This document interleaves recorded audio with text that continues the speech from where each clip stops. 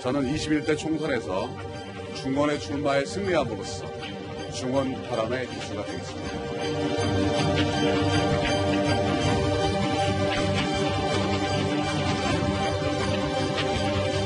문재인 정권의 오만과 독선이 도를 넘고 있습니다.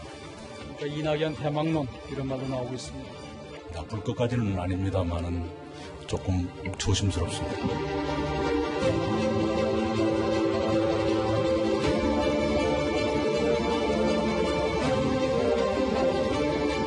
저는 제가 가장 새 시대에 맞는 새로운 정치인으로서 제가 이 종로에서 당선되면 이 나라의 정치가 바뀔 것입니다.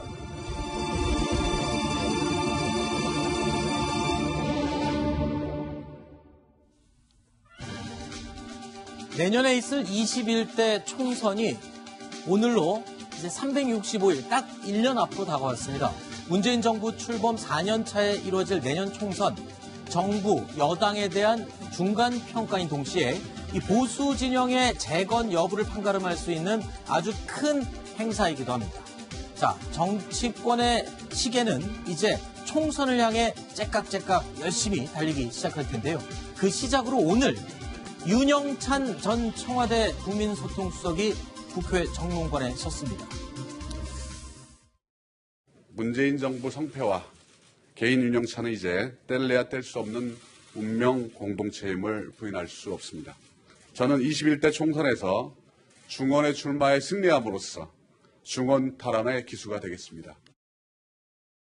자, 청와대 참모진 출신으로는 처음으로 윤영찬 전 수석이 총선 출마를 선언했습니다. 근데 왜 하필 성남인가요? 성남이 뭐 가능성이 제일 높습니까? 쉽게 당선될 수 있는 곳입니까?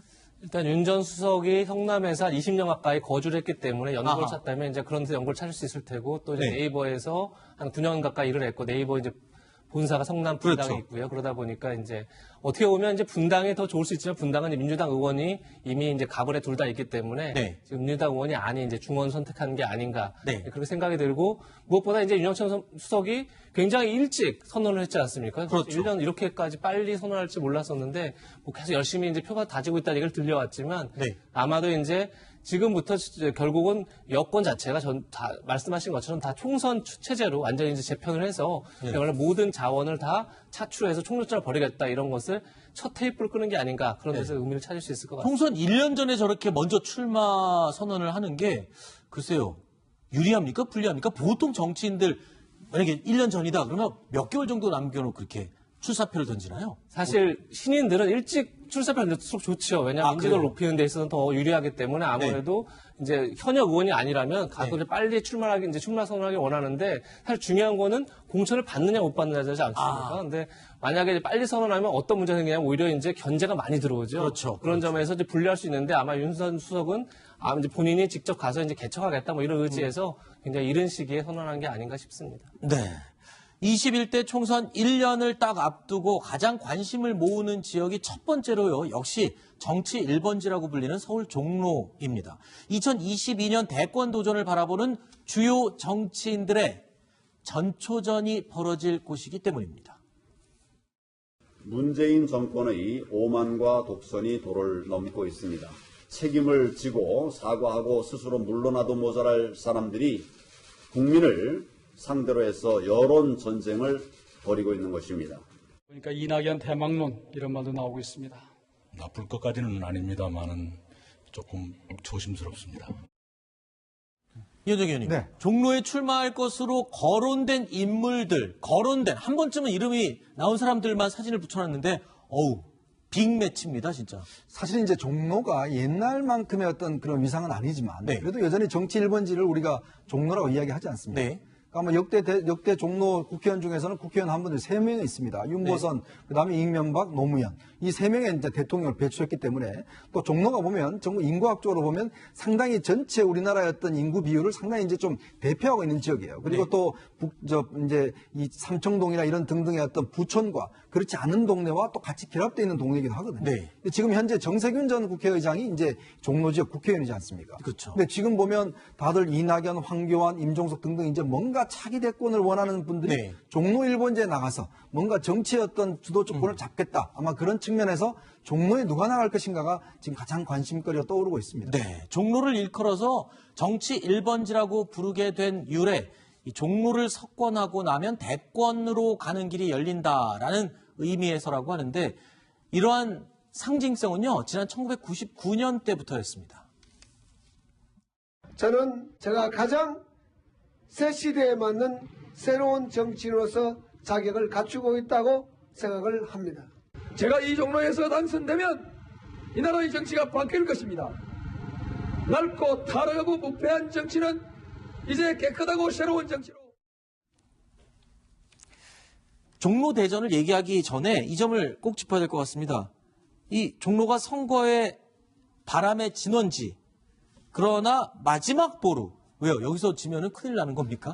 아무래도 정치 1번지라고 다 이제 일컬어지는 거죠. 네. 과거에는 이제 국회도 청사도 다 종로에 있었기 때문에 그냥 종로 자체가 어떻게 보면 정치에서 그러니까 가장 정치가 모든 게 거기서 이루어졌다고 이제 볼 수 네. 있겠죠. 그리고 아까 얘기하신 것처럼 종로 지형상 그러니까 인구 분포가 굉장히 출신별로 엇비슷하다 전국적으로. 그래서 종로의 풍향계가 결국은 전체 선거의 풍향을 좌우하는 게 아니냐 이런 얘기도 하고 네. 아까 얘기한 것처럼 거기에 뭐 윤보선 전 대통령, 이명박 전 대통령 노무현 대통령 출마했었고 그래서 굉장히 많은 이제 정치 거물들을 배출하는 곳이기 때문에 아무래도 정치 1번지 종로에 가장 관심이 높고 네. 또 당연히 그 지역 순서대로 하다 보면 서울 종로구가 1번입니다. 그래서 늘 개표 방송 때 가장 먼저 나오는 곳이기 때문에 가장 유권자의 관심도 크게 받을 수 있는 그런 지역이라 볼 수 있죠. 네. 제가 아까 종로 1번지의 유래가 1999년도로 잘못 말씀드렸습니다. 96년도입니다. 다시 한번 사과의 말씀드리겠습니다. 96년도부터 이제 정치 1번지의 유래가 상징성이 시작이 됐는데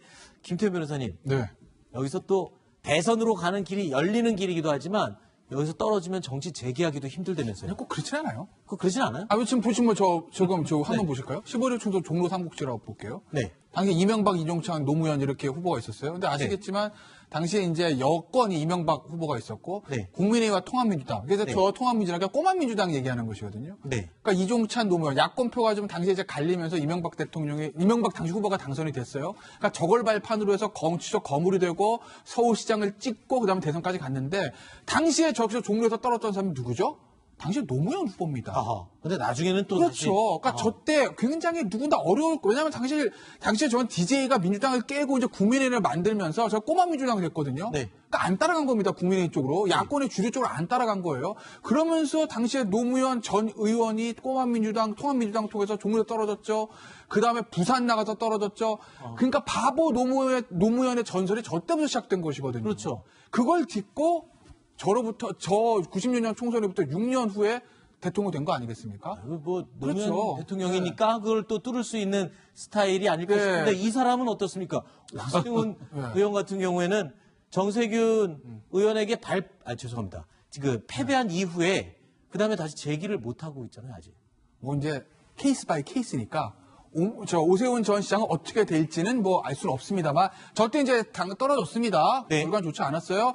근데 사실 오세훈 전 시장 같은 경우는 지난번에 그 자유한국당 정당 대회에서 결국 황교안 대표에게 져서 당 대표가 되지는 못했지만 네. 나름대로 수도권 그 다음에 중도 보수층에서 굉장한 득표력이 있다는 걸 입증을 했기 때문에 그 전당대회 패배가 저 오세훈 전 시장에게는 그리 아주 뭐 손해나는 것은 아니었거든요. 네. 이번에 아마 광진을에 네. 아마 당협위원장가 맡았어요.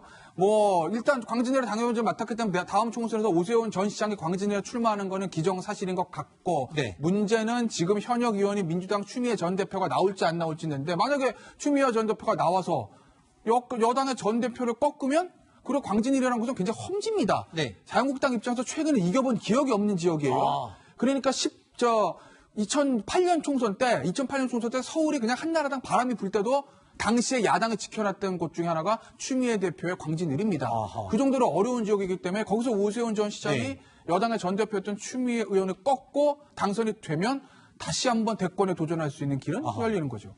그런데 지금 종로 출마하는 거론되는 인물들 중에 이 두 사람이 아마 가장 관심이 많은 것 같아요. 지금 제일 빅매치 중에 이 두 사람이 어떻게 될까요? 그렇죠. 이제 이낙연 총리도 이제 사실은 내년 총선 전에 나올 가능성이 꽤 높습니다. 네. 왜냐하면 이제 아무래도 원래 총리가 한 2년 정도 하면은 이제 보통 이제 바꿔주는 것이 사실인데 사실은 이낙연 총리가 이제 지금 계속 임기를 하고 있지만 네. 아마 제가 볼 때는 총선 전에는 나올 가능성이 있거든요. 그리고 또 황교안 이 대표 같은 경우도 이제 비례대표보다는 제가 볼 때는 아마 지역에 나가라고 할 가능성이 높아요. 왜냐하면 정치 초년병이고 네. 또 당에 선거를 하려면 그래도 지역을 한번 나가서 그렇죠. 선거 좀 해라. 현장을 뛰어봐야죠. 그렇죠. 그래야지만이 이제 대권 갈 수 있다라는 게 이야기 되지 않겠습니까? 네. 그렇다면 사실은 제일 좋은 지역이 종로죠. 아하. 근데 이낙연 총리 같은 경우는 원래 지역은 전남 쪽이었거든요. 네. 근데 이제 지금 총리를 하셨기 때문에 실제로 이제 서울 지역에서 이제 어떤 면에서 보면 선거에 나갈 가능성이 높고 인지도가 높으니까 지금 이제 황교안 대표 같은 경우도 보면 일단 딴 데보다는